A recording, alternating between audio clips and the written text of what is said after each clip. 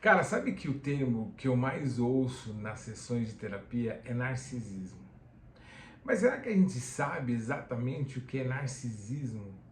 Quem é Narciso? Por que Freud ele pega essa referência da mitologia para usar na sua teoria do desenvolvimento psicossexual?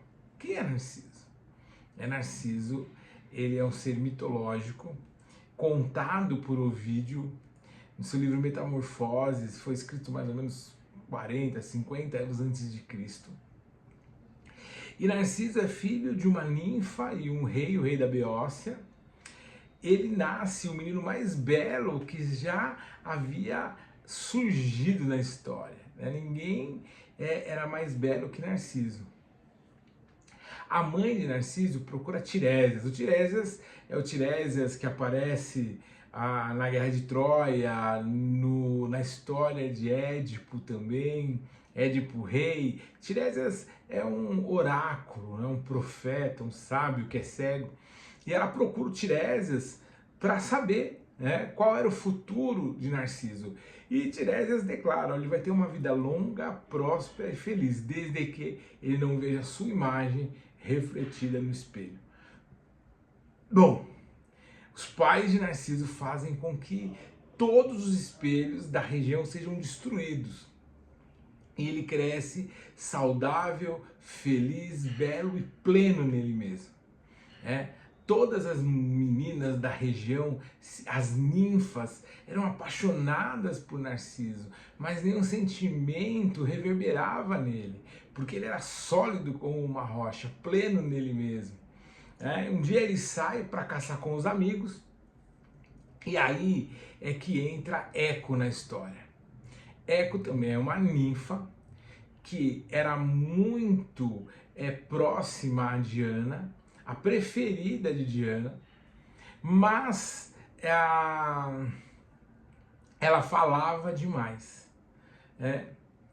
E a deusa Juno, ela sai para procurar o marido, que era um mulherengo, e ele estava ali de papo com as ninfas. Eco vê e começa com aquela falácia dela, ela consegue distrair Juno, as ninfas fogem, Juno percebe e decreta uma maldição para Eco, que Eco só vai conseguir, ela vai querer falar, mas ela só vai conseguir falar a última palavra que alguém disser, ela vai repetir.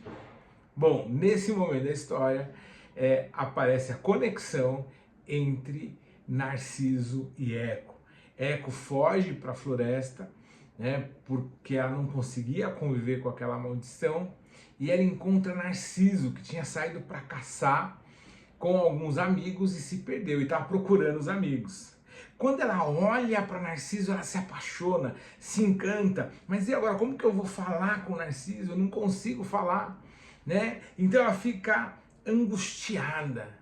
E ela vai seguindo Narciso. Narciso ouve os barulhos e aí ele fala: alguém aqui? E Eco responde: aqui. Narciso olhou em torno e, não vendo ninguém, gritou: vem! E Eco respondeu: vem! Narciso diz então: por que foges de mim? E Eco respondeu: foges de mim. Vamos nos juntar, diz o jovem. Lembrando que o jovem está achando que são os amigos dele. Quando ele fala isso, ela não sabendo o que fazer, ela repete: foge de mim, mas não aguentando mais de tanta paixão, ela corre e agarra Narciso para beijá-lo. E aí ele empurra a ninfa, e fala: afaste-te. Prefiro morrer a deixar que você me possua. E ela fala: possua. E aí ele vai embora e ela, desalentada, ela se esconde na caverna. Mas antes, ela pede para que Nêmesis, a deusa da vingança, ela mostre para Narciso, faça Narciso sentir o verdadeiro amor. Então Eco vai para a caverna e ela fica ali e acaba morrendo de inanição. Os ossos dela se tornam rochas, mas a voz dela ecoa, repetidas vezes. Sempre que alguém fala, Eco repete. Essa é o mito de Eco, Bom, e aí a gente entende aonde a gente quer chegar aqui, que é no complexo narcisista. Bom, Narciso, então, amaldiçoado agora por Nêmesis, ela o leva, ele sente sede e ela o leva até um lago transparente, que nunca ninguém se banhou nele, que nenhum animal bebeu água dali, um lago límpido, perfeito. Quando Narciso vai se debruçar para beber essa água, ele vê o rosto dele, a imagem dele, né, refletir ali. E ele fica apaixonado, ele fica alucinado. Né? Então ele tenta, existem duas versões. Uma delas fala que ele fica ali, estatelado, olhando para a imagem, ele não come, ele não dorme, e aí isso vai o enfraquecendo e ele morre. E existe uma outra versão que fala que Narciso, então, apaixonado, ele tenta agarrar aquela imagem, mas todas as vezes que ele vai agarrar essa imagem se fragmenta, essa imagem flui e ele não consegue, e no desespero ele começa a se autoflagelar, se arranhar e ele então se mata de angústia pelo amor inacessível. Bom, posto isso, o que é o narcisismo em Freud e o que é o narcisismo em Lacan? Freud, ele entende que o narcisismo é muito importante no processo de desenvolvimento psicossexual. A criança, quando ela nasce, ela ela é lançada no ambiente hostil.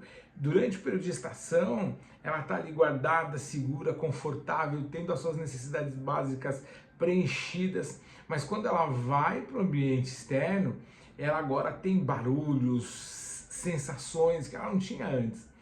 Isso gera uma ansiedade básica e essa ansiedade ela acaba sendo somatizada através do que o Freud chama de ego arcaico, que cria a ideia, cria um mecanismo de defesa onde ele entende que ele é o ser absoluto e que tudo, então, todas as pessoas e objetos, elas são extensão dele. Então a criança ela começa a se relacionar com as pessoas como ela se relaciona com os objetos. E isso vai mais ou menos até a fase onde ela começa a tirar a fralda e controlar os esfíncteres. Nesse momento ela começa a se perceber como indivíduo. É o senso de alteridade. Eu começo a enxergar o outro como outro, e aí eu consigo me enxergar como indivíduo. O Lacan, ele fala sobre o estágio do espelho, né? Que a primeira coisa que eu tenho quando eu me enxergo no espelho é o estranhamento.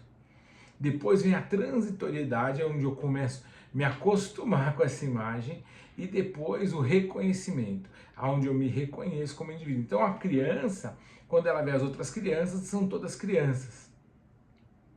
Ela não consegue se identificar como um ou outro, né?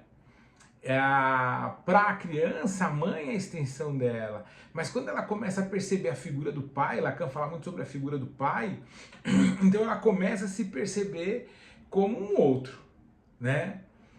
E aí vem esse estranhamento, opa, mas espera aí, o que está acontecendo? Depois vem a transitoriedade, onde a criança ela se enxerga então como indivíduo e ela consegue ter esse senso de alteridade, ok? Então, quando esses estágios eles não são passados de uma forma tranquila, cria-se uma fixação, segundo Freud, uma regressão narcisista, aonde o indivíduo agora ele começa a se amar mais do que os outros. Né? Esse indivíduo, ele é o indivíduo ideal. Né? O ego, quando a gente pensa em ego, id, superid, oh meu Deus, quando a gente pensa em ego, id, superego, esse ego, ele é o ideal de eu, né? Não o eu real, mas o ideal de eu, aquele ideal que eu tenho sobre mim. Né? Então uma coisa muito importante é que a gente tem que separar, narcisismo não é egoísmo. Ok? E narcisismo, a vaidade pode ser uma das características do narciso, mas vaidade não é narcisismo, tá? Então, por exemplo, umas relações neuróticas, a maior parte das relações, por exemplo, conjugais, relacionamentos afetivos, eles são processos onde existem necessidades neuróticas, tá? Que precisam ser atendidas. E é muito difícil, né? O que eu falo é que todos nós carregamos nossas neuroses, né? É muito difícil alguém ser plenamente saudável emocionalmente, né? E então o narciso, ele tem a dificuldade de ter a percepção do outro, né? Ele começa a se relacionar com as pessoas dessa maneira objetal. Ele se relaciona com as pessoas como ele se relaciona com objetos. Então, para o narciso, as pessoas elas são interessantes quando elas são úteis. Vamos pensar lá no encontro do narciso com Eco, né? Ele tinha os amigos dele de caça e ele tinha essa relação com eles, por mais que ele fosse pleno nele mesmo e que existisse uma parede onde afetos não reverberavam, ele tinha essas amizades que eram úteis, né? Amigos de caça, eram necessidades úteis. Então, o narcisista ele está sempre buscando utilidade nas pessoas. Mas eu queria que a gente pensasse, porque a gente sempre olha isso, eu preciso deixar de lado essas relações narcísicas, mas eu queria que a gente entendesse a dor do narciso, né? E é interessante porque o Oscar Wilde, ele tem um texto que ele fala sobre a morte do narciso. E para o Oscar Wilde até o Lago era narcisista, porque o Lago só amava Narciso, porque quando Narciso se debruçava para ver o rosto dele refletido no lago, o lago podia ver as margens dele refletidas nos olhos do Narciso. Então, olha só, a relação narcísica, ela só acontece. Então, toda a relação narcísica com Eco, ou seja, não existe relação narcísica. Muitas pessoas falam, nossa, eu amo demais essa pessoa, mas ele é muito narcisista, né? Então o narciso ele repele essas relações que para ele não tem utilidade. Eu não consigo seguir um relacionamento com uma pessoa narcisista, a não ser que essa pessoa ela veja uma identidade. E no fundo essa pessoa ela sofre de uma profunda solidão, né? Uma vida muito miserável do narciso. Mas as relações narcísicas, elas se prolongam quando o narciso encontra o lago. E aí por quê? Porque existe muito de narciso no lago. Então, se eu me relaciono com alguém narcisista, eu preciso olhar o quanto de narciso tem em mim. Entende? Porque o Oscar Wilde, inclusive nesse poema, ele fala que depois da morte de Narciso, o lago ficou desalentado, né? Enlutado de uma forma que ninguém conseguia consolá-lo. Por quê? Porque ele perdeu aquele que espelhava ele.